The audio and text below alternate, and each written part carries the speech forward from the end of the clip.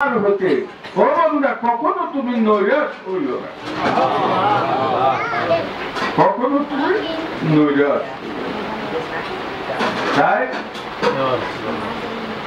সবাই আজকে কালকে পরশু অন্তত 3 দিন এই যে বান্দা আল্লাহ আল্লাহ জিকির করতেছে, স্মরণ করতেছে, আল্লাহ পাক রহমত সওয়াব দান করতেছে, আর বন্ধ চোখে ওই আল্লাহর বান্দা দেখতে থাকে।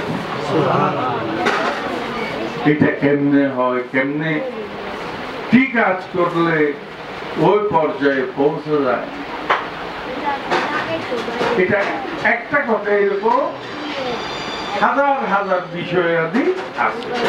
আমি একটা কথা শুধু বললাম। তো একটু রাত্রে গভীর ভাবে একটু চিন্তা করো, আল্লাহ তোমাদের সকলকে এই কথাটা শান্তি মনে চিন্তা করার আল্লাহ পাক সকলকে তো